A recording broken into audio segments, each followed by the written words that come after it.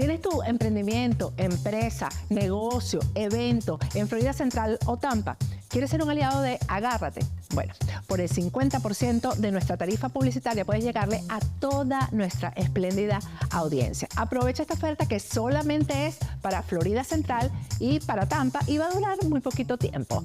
Si te interesa esta oferta, escríbenos por el correo electrónico que está en pantalla, que nuestro equipo te va a responder con todos los detalles, o también ahí tienes un número de teléfono en pantalla para que te comuniques con nosotros. Te espero aquí en Agárrate.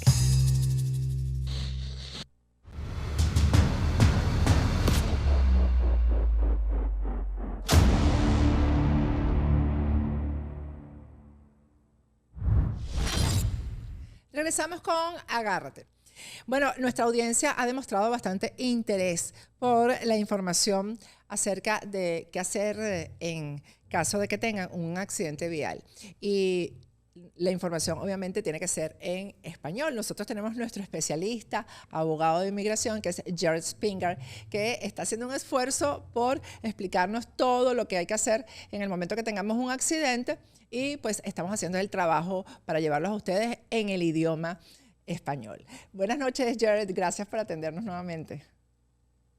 Gracias por recibirme. Siempre es un placer compartir contigo, Patricia. Jared, hemos recibido mensajes desde la última entrevista que te hicimos de las personas que no sabían que ni siquiera que tenían derechos cuando había un accidente. Derechos, y quiero que le expliquen bien a Jared lo que estoy diciendo. Derechos más allá de lo que el seguro pueda pagar. Jared, hemos estado recibiendo mensajes de personas que desconocían sus derechos y cómo funciona todo eso de los seguros. Por eso quiero que expliques paso a paso qué debe hacer una persona una vez que tenga un accidente, que lo choquen, que lo atropellen o que él choque, etcétera. Por eso nos gustaría que nos explicaras paso a paso qué es lo que debe hacer una persona después de un accidente. Incluso cuando esta persona solo ha sufrido una caída o ha resultado herida debido al accidente. Ok, pues realmente depende de qué tipo de accidente tuviste. Si es un accidente de auto, lo primero que deben hacer es llamar a la policía. Deben hacerlo. Tienen que reportar el accidente llamando a la policía, y lo siguiente es documentar la escena. Tomar fotos de tu vehículo y del vehículo de la otra parte, y el siguiente paso debe ser siempre buscar atención médica si tienes lesiones. En el estado de Florida, mucha gente no lo sabe, pero nuestro propio seguro de auto paga por nuestro tratamiento médico, así que si estás involucrado en un accidente de auto y tienes tu seguro, tú automáticamente tienes derecho a $10,000 de cobertura médica y podrás ir al hospital a tratarte, ya que tendrás esa cobertura. Si se trata de un accidente de resbalón y caída, o un resbalón y caída en un viaje, o en algún tipo de negocio, casa o residencia, realmente debes reportar el accidente. Eso es lo principal. No dejes la escena de un accidente, por lo que digamos que te resbalas y caes en un Publix o una tienda, Whole Foods, Target o cual sea, un centro comercial. Es necesario reportar el accidente. Y también lo principal es tomar fotos de lo que causó que te resbalaras y cayeras. Por lo que si había una sustancia en el suelo, debes tomar varias fotos, debes grabar. Y si se trata de un resbalón y caída porque había algo defectuoso en el suelo, tal vez una baldosa se levantó del suelo y una era más baja y causó que resbalaras y cayeras, siempre debes documentar lo que causó el accidente. Respondiendo a tu pregunta, realmente depende de qué tipo de accidente sea, pero siempre debes documentar la escena y reportarla. Claro, eso es en el caso de que sea un accidente en el que la persona no sufra, digamos, conmoción cerebral, pero en el caso que una persona se desmaye y obviamente no pueda seguir tus instrucciones, ¿qué ocurriría ahí, Jared? Por supuesto, eso es en el caso del primer accidente, digamos que uno no tan grave. Pero, ¿qué se debe hacer si la persona pierde el conocimiento o se trata de un accidente grave? Pues si se trata de un accidente grave, obviamente cualquiera puede perder el conocimiento. Con suerte, alguien va a llamar a la policía por ellos. Y en ese caso, no hay realmente nada que puedan hacer en términos de documentación, pero con suerte habrá testigos que puedan documentar lo que pasó. Pero si una persona pierde el conocimiento, ya es algo que no puede controlar. Tendrá que ir al hospital y reportar lo que todavía recuerde. Por lo general, los oficiales hacen un buen trabajo cuando eso sucede con el fin de averiguar qué fue lo que sucedió. Pero, y el momento de llamar al abogado, es después de todo esto. La persona que sufre el accidente no lo puede hacer. Por eso es que me pregunto si esto no es importante también que lo sepa todo el mundo, por si a un familiar le ocurre algo y el familiar no está en capacidad de llamar al abogado. Ahora, me surge una pregunta. ¿Cuándo se debe llamar al abogado?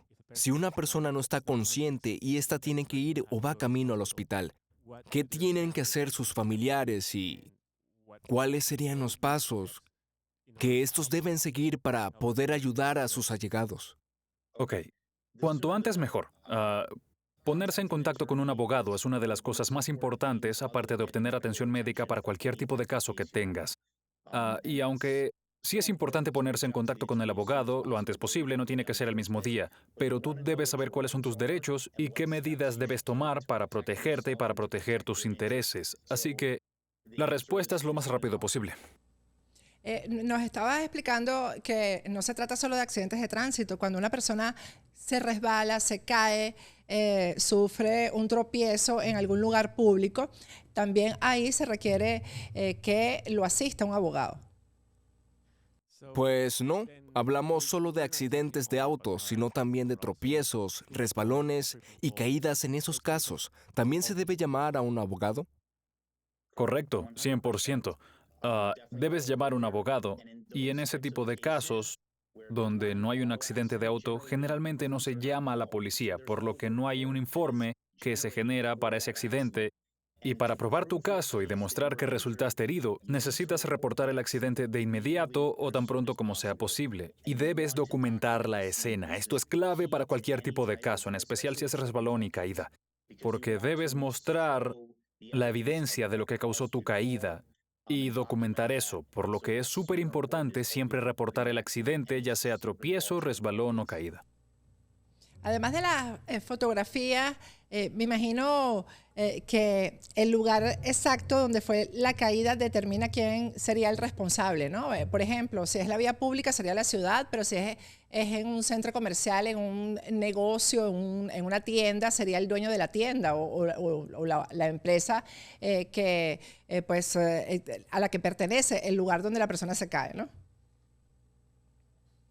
Así que, aparte de las fotos que la gente debería tomar, también el lugar exacto es muy importante, porque dependiendo de dónde ocurre el accidente, si por ejemplo es en la calle, la ciudad será responsable por ello, o si es una tienda, el dueño de la tienda o el dueño de esa compañía debería hacerse responsable de ello, ¿es correcto? Así es, sí. A veces es complicado cuando ocurre en una acera. Ah, a veces puede ser propiedad privada y a veces puede ser la ciudad. Y en casos que son contra la ciudad, el condado y el gobierno, hay ciertos obstáculos que tienes que saltar y nosotros como abogados conocemos cuáles son estos obstáculos y podríamos establecer la reclamación correctamente y documentar todo, pero sí, la investigación sobre de quién es el dueño de dicho terreno, quién posee la propiedad donde te caíste y quién es el responsable de mantenerla en condiciones de seguridad es primordial para cualquier caso y para saber a quién reclamar.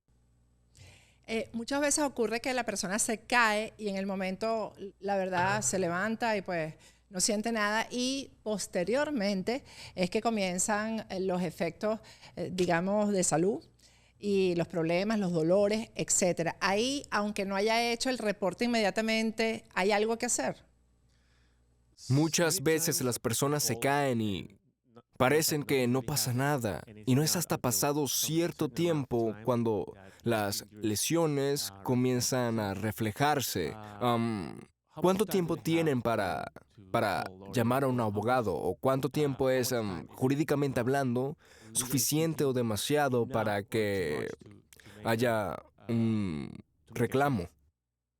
Ok, pues esta es una pregunta legal y la ley en realidad acaba de cambiar, por lo que ahora el plazo de prescripción para proceder un caso es de 2 años. Sin embargo, claramente no quieres esperar 2 años para proceder con tu caso. Am, en términos de cualquier tipo de accidente, cuando esto sucede, si no lo reportas, no significa que no tengas un caso, pero tiene que haber algún tipo de prueba de que sucedió. Así que si te caes, documéntalo, haz una foto, solo para cubrirte. Y luego, si sientes dolor al día siguiente o unos días más tarde, puedes volver y denunciarlo. Así que no es el fin del mundo si no lo reportas ese día, pero realmente quieres documentar lo que ocasionó tu caída. Tengo gente que viene a mí y me dice, bueno, me resbalé y caí aquí y no tomé ninguna foto, no lo reporté. Y si no había cámaras, entonces es casi imposible probar tu caso. Así que es muy importante denunciarlo, aunque no te sientas herido en ese momento. Esta pregunta te la voy a hacer, Jared, porque es una duda personal. Hay quienes dicen que si tú estás digamos, en un automercado, por decir algo, y hay los conos que advierten que el piso está mojado y tú, a pesar de que el cono está ahí, cruzas el lugar y te caes, ya no es responsabilidad del negocio. ¿Eso es cierto? Así que, Jared, esta es una pregunta más personal. Por ejemplo, en un supermercado, si hay una señal de suelo mojado y alguien simplemente pasa por allí y de repente se resbala y cae, ¿dónde recae esta responsabilidad? ¿Quién tiene la responsabilidad? Ok, verás, ahora estamos hablando de otra cuestión legal donde entra en juego la negligencia comparativa. Y somos un estado de negligencia comparativa. De nuevo, la ley cambió recientemente y yo realmente no quiero entrar mucho en la política en este momento. Con el gobernador DeSantis no soy un gran fan. Esperemos que no sea nuestro próximo presidente. Pero ahora cambió la carga en la que si alguien tiene 50 o 51% de la culpa por el accidente, queda completamente excluido de la indemnización. Antes de que fuera una negligencia comparativa pura, digamos que en este caso, la persona tiene 51% de la culpa al caer y la tienda tiene el otro 49%. Ahora, la persona obtendrá cero, mientras que antes obtendría el 49% de lo indemnizado. Así que usemos números fáciles. Si fuera a recibir $100, pierde 51% al caer y recuperaría $49. Ahora, el gobernador cambió la ley y es cero. Pero en un caso como este, en el que han trapeado el suelo, han puesto una señal, una advertencia, depende de dónde estaba la señal en relación con el lugar de la caída, porque a veces no hay manera de que la gente evite la zona húmeda. A pesar de que hay algo señalándolo, no podrían evitar la caída, por lo que solo depende de lo resbaladizo que era el suelo, el estado del suelo, la sustancia que han puesto en este. Ninguna de estas cosas son como las matemáticas, no es 2 más 2 igual a 4. Con la negligencia siempre hay un área gris y es lo que una persona razonable haría en las circunstancias similares, porque es la ley, y es un poco complicado parar a decir técnicamente quién tiene la culpa aquí. Pero en ese caso, la tienda trató de poner las señales de advertencia, la persona va a ser un poco responsable.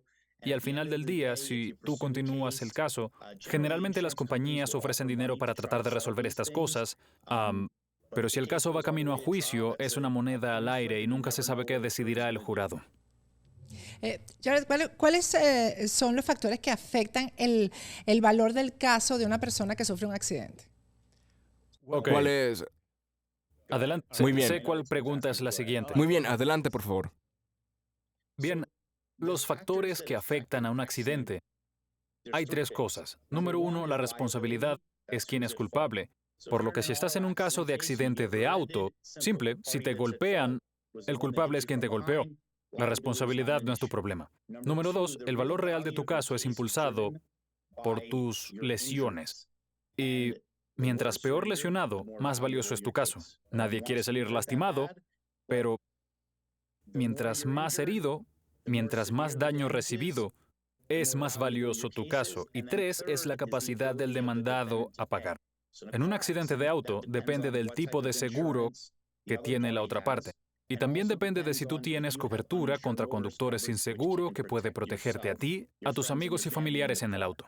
Hay otros factores que afectan el caso, la edad, si has tenido accidentes anteriormente, si perdiste tiempo de trabajo, si tienes... y de qué tipo son tus lesiones. Así que hay un montón de factores que entran en juego a la hora de determinar el valor, pero básicamente se reduce a la responsabilidad, las lesiones y la capacidad del demandado a pagar. ¿Cuál es la diferencia en un caso de estos entre tener un abogado y no tenerlo? ¿Cuál es la diferencia en este tipo de casos entre tener abogado y no tenerlo? Es primordial, es importante. Y puedo decirte que las compañías de seguro han hecho un estudio sobre esto y aparentemente, de acuerdo con las compañías de seguro, si tienes un abogado, recuperas 3 veces y media más de lo que recuperarías si no tuvieras un abogado. Y puedo decirte que tener un abogado con experiencia y alguien que obtiene buenos resultados también hace una diferencia. Yo sé que desde que empecé a donde estoy hoy, después de 19 años de ejercer las leyes, que ahora soy 1000 veces mejor de lo que era cuando empecé. Y aún estoy aprendiendo.